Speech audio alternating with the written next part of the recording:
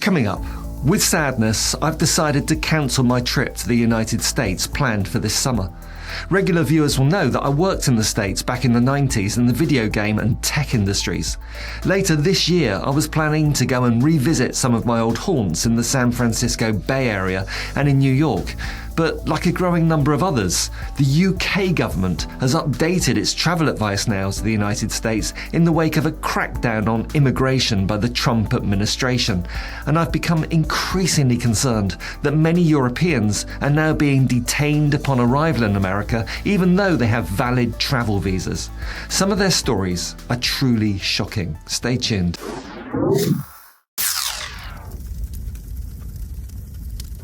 More and more people travelling to America from Europe are finding themselves locked up.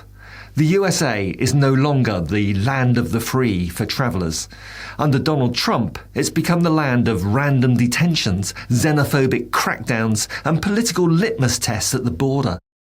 As I say, I've cancelled my trip this year, and if you're thinking of visiting, you might want to reconsider too. This isn't just my advice. Germany, Canada, Denmark, Finland and the UK have all issued updated travel advisories warning their citizens about visiting Trump's America. Why? Because what was once a routine trip could now end in handcuffs, interrogation or deportation, even if you've done nothing wrong. Let's start with Rebecca Burke, for example, a young Welsh artist who was jailed for 19 days over a visa technicality. Her crime? She thought a tourist visa covered her stay, which involved providing some light domestic duties in return for accommodation. A simple mistake that anyone could make. But instead of a fine or a warning, she was put into detention and invasively strip-searched, her parents going absolutely spare with worry day after day until their young daughter was eventually deported in chains all those days later. Then there's 25-year-old German Lukas Silaf, who was shackled and held for 16 days despite having completely valid papers. He was visiting his fiancée in Nevada, a trip he'd made many times before. The pair decided to take her sick dog to a veterinarian in Mexico, where appointments are cheaper and more available. Silaf described a tense interrogation at the border on his way back into the USA. The Border Patrol officer, assuming that Silaf was living unlawfully in the US, trying to skirt the 90-day maximum stay regulation by taking a short trip out of the country. Silaf said he was shackled around his stomach and feet and taken to a detention centre run by US Immigration and Customs Enforcement, ICE, where he was put in a cell with 128 other men. After 2 weeks of hell, and without being told anything about his case at all, he was forced onto a flight to Munich. And he's just one of 4 German nationals detained for weeks on end by ICE since the beginning of this year. And it's not just Europeans. Jasmine Mooney, a Canadian actress, spent 12 days sleeping on cement floors in a prison, wearing a jumpsuit and in shackles, just because she forgot to fill in one of the boxes on her entry form. During her stay in these horrendous conditions, she was forced to pee in a cup for a pregnancy test. And these aren't just rare examples that I've cherry-picked. They're not even necessarily the worst examples. They're now a commonplace feature of Trump's policy of systemic cruelty enforced by executive orders signed with his favourite Sharpie wedged between his sausage fingers. Under the American Constitution, the power of the executive, that's basically the president, is meant to be balanced by the judiciary and by Congress. But Trump's plethora of executive orders bypass all that rigmarole, all those checks and balances. Trump has yet to obey a court order or send a piece of legislation for debate in Congress. Instead, he's signing executive order after executive order, acting like king. And his executive orders govern the immigration procedures being followed by ICE. This is all on Trump, personally. Germany's government now explicitly advises its citizens that a visa doesn't guarantee entry into the States. The UK Foreign Office has recently changed its travel advisory guidelines to emphasise that US border agents enforce rules strictly, in inverted commas, meaning one wrong answer could land you in a cell. Finland and Denmark go further, advising transgender people that they're at risk, citing Trump's crackdown on transgender rights. Think about that.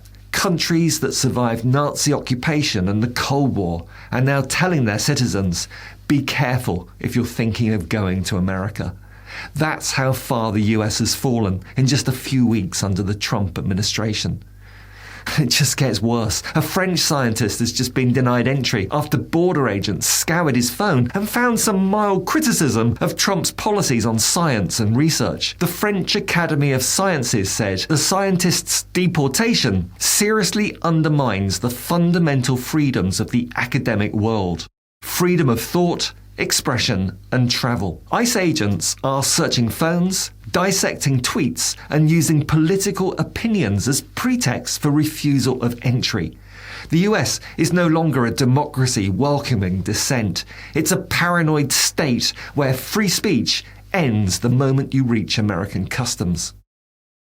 In this context, put yourself in my position for a moment. I wanted to visit America this summer, but the Truth to Power channel has had 8 million views in the last couple of years alone, and a significant proportion of those viewers are in America. Many of my videos have been critical of Trump, Musk and the whole MAGA cult. So, if you were me, would you go through with your plans to visit the States? I think I'd have to be mad. I'm staying put in Europe so that I can continue to bring you my weekly videos, like this one, for which I'd really appreciate a like and for you to share a link on your social media.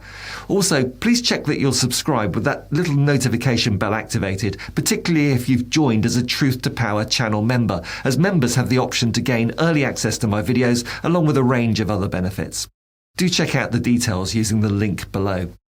Now, I realise that I've been talking so far about white Europeans and Canadians, and that's interesting because that's far from the usual ethnicity targeted for inhumane treatment by American ICE officials pushed by King Trump to deploy an anti-Muslim bias in their activities. Multiple reports now confirm that ICE is also targeting white non-Muslim travellers with pro-Palestinian social media posts, treating solidarity with Gaza as a national security threat. It's no longer about discrimination against certain ethnic groups or religions. Trump's border goons are expanding their dragnet now. If they'll torture a young white female Welsh artist like Rebecca Burke for a mere paperwork error, what's stopping them from detaining a British tourist of any ethnicity whose auntie once tweeted something rude about Lauren Boebert? Or a German student who once rode on a bus with someone whose next-door neighbour attended a protest at a local Tesla distribution centre? I mean, yeah, I'm jesting, but it isn't really funny. These circumstances are now believable in Trump's America. Canada's government is warning, US border agents may detain you for any perceived violation. When even America's former closest allies don't trust its justice system, why the hell should we? The whole world is now voting with its wallets. Tourism Economics predicts a 5.1% drop in visitors to the USA this year, an $18 billion loss to the American economy. Canadian travel to the US plummeted 24% after Trump's trade threats. The New York Times have labelled this the Trump slump. Trump's America First policy is making America the last choice for tourism. And it's a shame because the vast majority of Americans didn't vote for this. Remember, only 32% of those Americans eligible to vote actually voted for Trump. But money spent by visitors to the US fund this regressive, authoritarian, anti-Europe, anti-free speech administration. Every hotel stay, every meal out, every souvenir shop, it all pours taxes into an American machine that deports refugees, targets journalists, and demonizes LGBTQI people. Do you really want to put money into a country with an autocratic mob boss-style president empowering European enemy number one, Vladimir Putin? There are so many other countries you could visit where you won't risk detention and shackles for a wrong-think tweet or a spelling mistake on your entry paperwork. I'm really sorry not to be catching up with my former American colleagues and friends this year, but I know that each and every one of them support my decision 100%, and several of them are themselves looking at potential exits from a country that is barely recognisable from the one I was so happy to pursue my career in just 30 short years ago. Despite what the MAGA morons believe, it's Europe that's the home of free speech. And until that changes, there's no way, considering my presence on YouTube, that I could trust American border officials not to exact some terrible revenge on me, to punish my exercise of free speech here in Europe, should I ever be mad enough to give them the opportunity to do so. But what do you think? Please leave a comment down below, and if you're a member of the channel, I'd do my best to read it and respond.